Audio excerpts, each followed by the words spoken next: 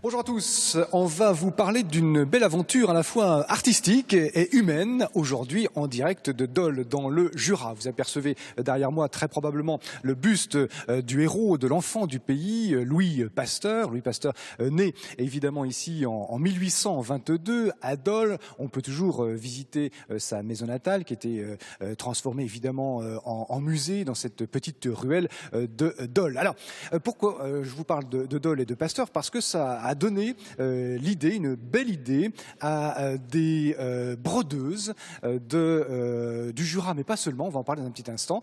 Vous avez été très inspiré, bonjour Madame Février, par Louis Pasteur, donc l'enfant du pays. Racontez-nous la genèse de votre idée, Madame. Alors ça a débuté en octobre 2013, lors d'un voyage au Portugal. Ah. J'ai vu en particulier le musée océanographique de Lisbonne et sur la grande façade, autant intérieure que extérieure, on peut voir une grande fresque en céramique qui est la version contemporaine des azuleros portugais. D'accord. Donc vous avez vu cette image qui vous a parlé, Madame Février. Et je suis tombée en admiration devant. Et c'est une fresque donc, qui représente la faune marine et qui est toute faite de parties mosaïques. Et vous êtes dit? Et je me suis dit, pourquoi pas transposer ce concept et le faire en broderie et en particulier en point de croix. Et en représentant évidemment donc l'effigie, on boucle la boucle de Louis Pasteur. Donc en rentrant, je me suis dit, le personnage évident, c'est Pasteur.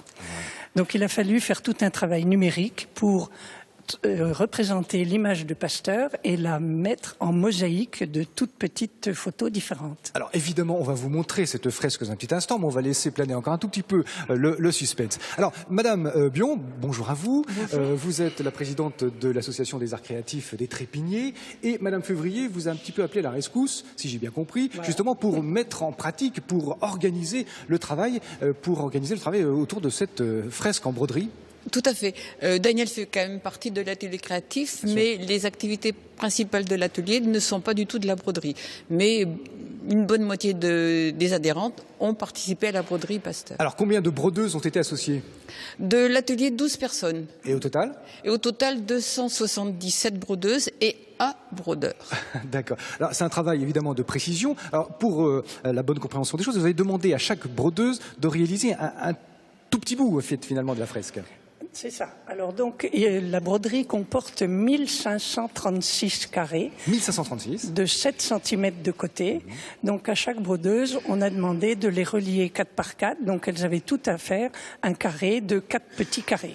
Alors grâce à l'ordinateur, on l'a compris, grâce à toutes ces brodeuses, alors qui travaillent un petit peu à l'aveugle, d'une certaine façon. Oui, alors c'est vrai que pour elles c'était un peu ingrat parce qu'elles avaient que des motifs géométriques de deux couleurs, du rouge et du blanc. Et c'est cette association de rouge et blanc, suivant le pourcentage, qui donne en fait les reliefs de la photo. Gros travail, ça, Madame Bion. Tout à fait, parce que effectivement beaucoup d'heures d'informatique et ensuite la préparation des 384 kits à donner aux brodeuses, puisqu'on a fourni la toile, le fil, les explications, les diagrammes, etc. Alors c'est un travail de précision, voilà, il faut. Oui, parce qu'il faut absolument respecter le schéma donné par le logiciel. Et surtout après pour l'assemblage, pour effectivement sortir quelque chose de correct. Alors la fresque, elle fait combien, elle?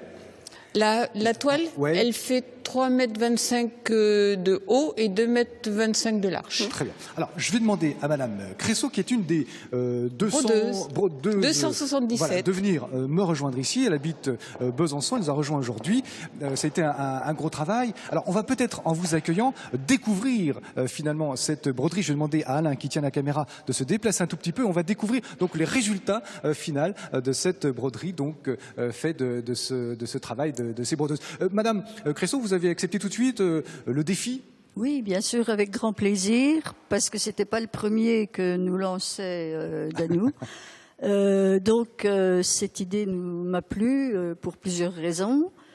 L'intérêt du travail collectif, parce qu'on réalise quelque chose. Le plaisir de la broderie, bien sûr. Le fait que ça soit pour Pasteur, qui est quand même une notoriété locale. Et donc, quelques instants d'impatience, parce qu'on avait tellement hâte de voir le résultat. Et vous l'avez découvert hier soir, hein? Moi, je l'ai découvert Puisqu'il y a eu une présentation hier soir ici, Ouais, dans cet hôtel de ville, dans cette salle des pas perdus de l'hôtel de ville de Dole. Vous savez où sont vos petits carrés, Madame Cressot? Oui, je les situe vers un œil. Vers un œil. Voilà. C'est pas facile, C'est pas de facile. s'y retrouver. En tout cas, c'est un beau travail qui rend magnifiquement bien dans cette salle des pas perdus. Madame Bion, je parlais d'une aventure humaine au tout début de ce reportage. Oui, voilà, le réseau est créé. C'est vrai qu'il y a eu des rapports humains intéressants. Voilà, et les impressions des brodeuses, il y a toujours une satisfaction réelle, et tout le monde nous dit, enfin beaucoup nous disent, est-ce que vous avez un autre projet à venir? On est partante, etc. Donc on y réfléchit.